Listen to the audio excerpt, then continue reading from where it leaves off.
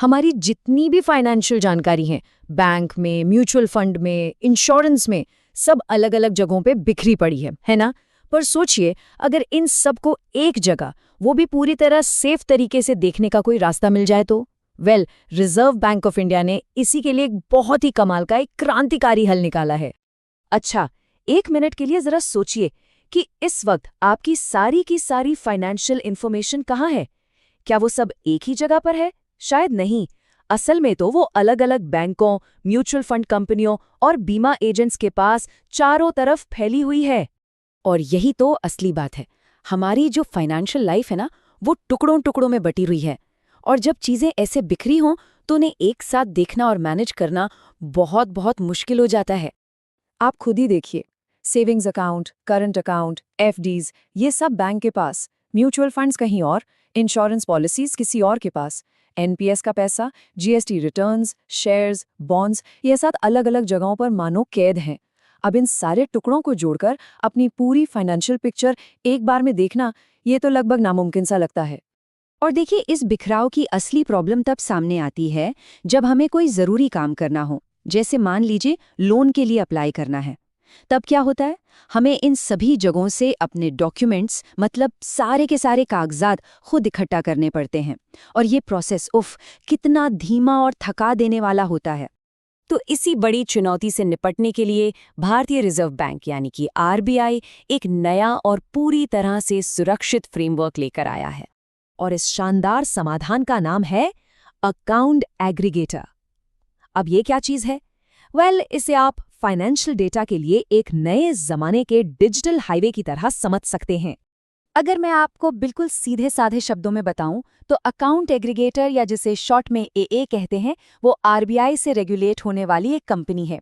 और इसका काम सिर्फ और सिर्फ एक है, आपकी परमिशन से आपके बिखरे हुए फाइनेंशियल डेटा को एक जगह इकट्ठा करना, उसे ऑर्गेनाइज करना और फिर उसे वहां पेश करना जहां आप चाहते हैं। और यहाँ सबसे ज़रूरी बात जो समझने वाली है वो ये है कि अकाउंट एग्रीगेटर आपके डेटा को कभी देख ही नहीं सकता, मतलब वो उसे पढ़ नहीं सकता। वो बस एक भरोसेमंद डिजिटल कुरियर की तरह काम करता है। सोचिए, एक ऐसा कुरियर जो आपके डेटा को एक सीलबंद लिफाफे में एक जगह से दूसरी जगह पहुंचाता है, और वो उस लिफाफे को कभी भी खोल नहीं सकता। ओके, तो ये पूरा का पूरा सिस्टम जो है वो 3 मेन प्लेयर्स के साथ मिलकर काम करता है। चलिए एक एक करके इन्हें समझते हैं। तो देखिए, इस सिस्टम में 3 खिलाड़ी हैं। सबसे पहला है एफआईपी यानी फाइनेंशियल इंफॉर्मेशन प्रोवाइडर। आसान भाषा में ये वो जगहें हैं जहां आपका डेटा रखा है, जैसे आपका बैंक या आपकी इंश्योरेंस कंपनी। दूसरा प्लेयर है एए यानी अकाउंट एग्रीगेटर। ये वही हमारा डिजिटल कुरियर है जो डेटा को सेफली इधर से उधर ले जाता है। और तीसरा है एफआईयू यानी फाइनेंशियल इंफॉर्मेशन यूजर। ये वो कंपनी है जिसे आप कोई सर्विस लेने के लिए अपना डेटा दिखाना चाहते हैं, जैसे कोई दूसरा बैंक जहां से आप लोन लेना चाहते हैं। अब ये जो पूरा सिस्टम है ना, ये सिर्फ एक ही बुनियाद पर, एक ही मजबूत नींव पर टिका है, और वो है आपकी साफ और स्पष्ट सहमति, आपकी परमिशन। और इस मामले में आरबीआई का निर्देश बिल्कुल साफ है। यहाँ कोट किया गया है, ग्राहक की कोई भी वित्तीय जानकारी अकाउंट एग्रीगेटर द्वारा ग्राहक की स्पष्ट सहमति के बिना पुनः प्राप्त, साझा या स्थानांतरित नहीं की जाएगी। मतलब सब कुछ आपके कंट्रोल में है। जब तक आप हाँ नहीं कहेंगे, आपका डेटा 1 इंच भी नहीं हिलेगा। तो ये सहमति दी कैसे जाती है?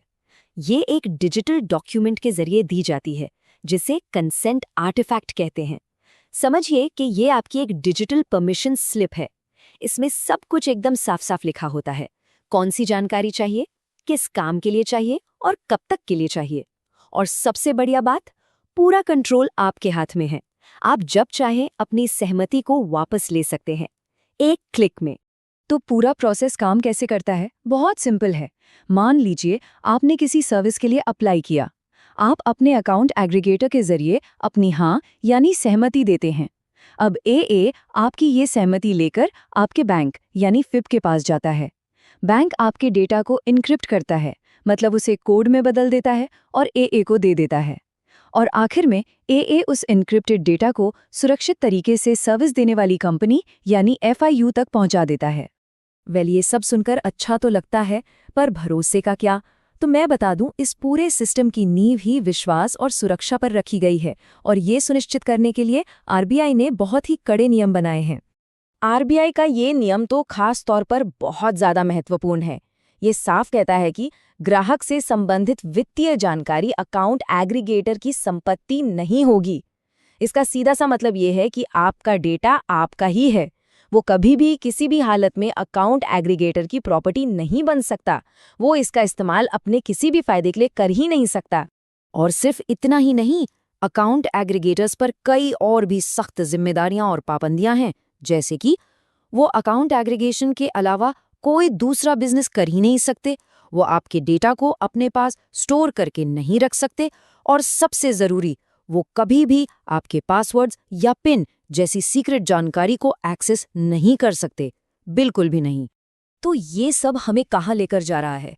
आखिर इसका भविष्य क्या है? सच कहूं तो ये जो फ्रेमवर्क है, ये भारत के फाइनेंशियल फ्यूचर के लिए एक बहुत बहुत बड़ा कदम है।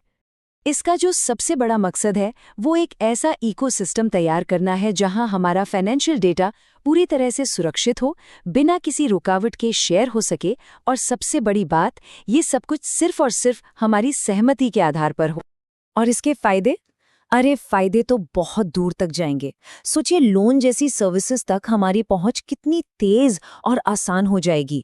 पर्सनल फाइनेंस मैनेज करने के लिए कितने कमाल के नए नए टूल्स बन सकते हैं, और इससे फाइनेंशियल इनोवेशन की एक पूरी नई लहर आएगी। लेकिन इन सबसे बढ़कर जो बात है वो ये है कि ये सिस्टम असल में हमें हमारे अपने डेटा का असली मालिक बनाता है। और ये पूरी बातचीत हमें एक बहुत ही रोमांचक सवाल पर लाकर छोड़ देती है। जरा सोचिए, जब फाइनेंशियल डेटा का कंट्रोल सच में पूरी तरह से हम लोगों के हाथ में आ जाएगा, तो भविष्य में किस तरह के नए और शायद ऐसे अविश्वसनीय इनोवेशन संभव हो पाएंगे जिनके बारे में आज हम सोच भी नहीं सकते।